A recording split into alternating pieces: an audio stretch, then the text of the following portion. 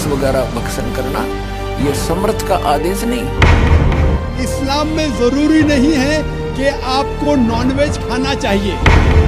आप खुद देखो अपनी कलाम पाक को उठा के, ना तो कहीं पर मुसलमान के बारे में ये लिखा है कि मुसलमान के लिए कुर्बानी लिख रही है। कुर्बानी का मतलब था कि अल्लाह ताला की राह पे अपनी बुराइयों को कुर्बान कर देना, ना कि बकरे को काट देना, मुर्गे को काट देना। वो ऊपर से जो आदेश लेकर आया था हजरत मोहम्मद, उसमें बिस्मल यानी गाय को काटना, मुर्गे को काटना, बकरे को काटना, इसको बिस्मल बोलते हैं। ये कहते हैं रोजा, बंग और नमाज बताई थी उसने। रोजा माने व्रत, बंग जैसे ऊंचे शोर माज करना, है भगवान हमारी अर्ज सुनना, इसको बंग बोलते हैं। और 5 वक्त की नमाज कहते हैं। सिर्फ इतना आदेश था हजरत मोहम्मद का, ये मांस खाने का नहीं था।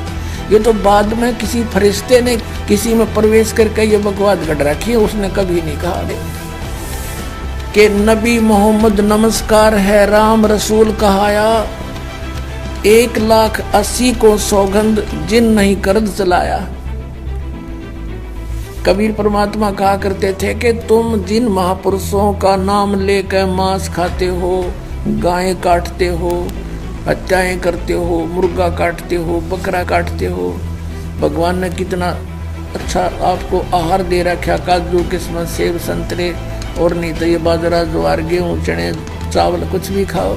ये अड़ंगा क्यों खाते हो? तुम्हारे नबी ने हजरत मोहम्मद ने कभी किसी की हिंसा नहीं की। कहते हैं वो तो आदरणीय महापुरुष थे। नबी मोहम्मद नमस्कार है राम रसूल कहाया, और 1,80,000 को सौगंध जिन नहीं कर चलाया। हजरत मोहम्मद जी के 1,80,000 अनुयायी हुए थे जो कति पाक साफ थे।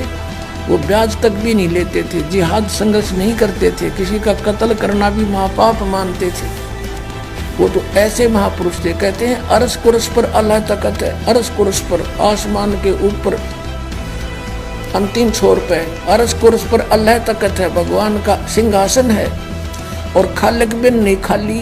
और वो पैगंबर पाक पुरुष थे साहिब के अब्दाली। जिन महापुरुषों की तुम आड़ लेकर दुनिया को भ्रमित कर रहे हो, मांस खिला रहे हो, पाप के भागी बना रहे हो, उन्होंने कभी मांस छुआ नहीं। मांस वगैरह भक्षण करना ये समर्थ का आदेश नहीं। आप खुद देखो अपनी कलाम पाक को उठा के, ना तो कहीं पर मुसलमान के बारे में ये लिखा है कि मुसलमान के लिए कुर्बानी लिख रही है। कुर्बानी का मतलब था कि अल्लाह ताला की राह पे अपनी बुराइयों को कुर्बान कर देना, ना कि बकरे को काट देना, मुर्गे को काट देना। हम जितने भी महीने साल में 2 जो त्यौहार आते हैं, इस पर हम जितनी भी कुर्बानियाँ करते हैं, ये हमारे पाप कर्म जोड़ रहा है काल। अगर इससे आप मेरी बातों से अगर आपको थोड़ा बहुत भी कुछ मिले तो मैं आपसे रिक्वेस्ट, आपसे प्रार्थना, या मेरे को कुछ भी समझ के बोल दीजिए। मैं उस परमेश्वर का कुत्ता हूँ जो आपको भोंक रहा हूँ और आपको जगाने की कोशिश कर रहा हूँ। आप आइए यहाँ। आपको अगर कोई दिक्कत आती है, कोई शंका समाधान आती है, तो आप ज्ञान चर्चा कीजिए। अपने मुल्ला काजियों को भी उठा के लाइए जिन्होंने अब तक हमें इस राह से भटकाया है।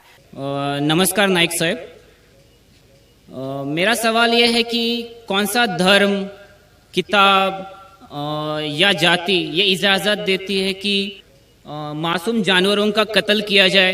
आई mean to fulfil his hunger और taste, like in case of Muslim you celebrate Bakri Eid which favors killing of goats, I mean as a means of festival. एक मुसलमान बहुत अच्छा मुसलमान रह सकता है प्योर वेजिटेरियन बन के भी।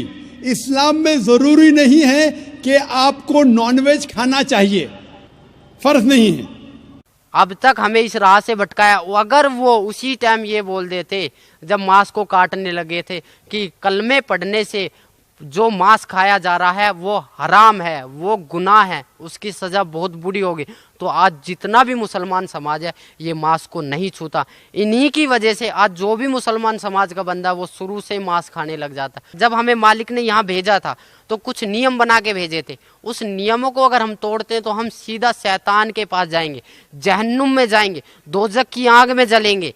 ये उस मालिक का फरमान है। अगर हम नियम पर चलेंगे, उस अल्लाह ताला की भक्ति करेंगे, उस अल्लाह ताला की इबादत करेंगे जो वास्तव में अल्लाह ताला है, जो खुदा है, जिसको वास्तव में खुदा बोला जाता है, वह खुदा कबीर परमेश्वर है, उसका सत्य ज्ञान है। उसका सत्य ज्ञान सिवाय सतगुरु रामपाल जी महाराज के अलावा इस पृथ्वी पर कोई देने वाला ना है और ना रहेगा। मुल्ला काजियों में अगर इतना ही दमखम है तो मेरे को एक ही बात बता दो कि वो कुरान शरीफ के बारे में इतना सब कुछ जानते हुए भी हमारे मुसलमान भाइयों को भटकाया क्यों नहीं कहा कि भैया इसके बारे में ये लिखा है कि उस बाखबर से पूछ कर देखो, उस इल्म वाले से पूछ कर देखो। अगर आप लोगों के पास थोड़ा सा भी अगर ज्ञान था, थोड़ा सा भी अगर ध्यान था, थोड़ा सा भी अगर आप उस मालिक से डरते थे तो आपको मुसलमान समाज भटकाना नहीं था, जो कि आज के मुसलमान समाज को, आज के युवा पीढ़ी मुसलमान समाज के बच्चों को ज़रूरत है। मेरी अपनी युवा पीढ़ी से,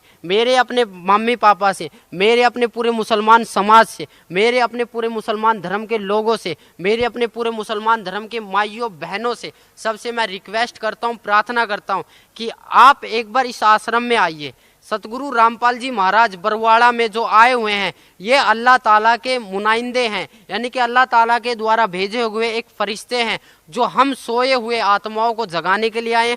हमें उसी जन्नत में वापस जाना जहाँ से हम अल्लाह ताला से बिछड़ कर यहाँ आए हैं। आप खुद कहते थे, हमें खुद बताया जाता था कि हम जन्नत से आए हैं। जब हमें इतना पता है कि ये शैतान का सब कुछ है, यहाँ शैतान का ही हुक्म चलता है, तो हम यहाँ से निकलने की क्यों इच्छा नहीं करते।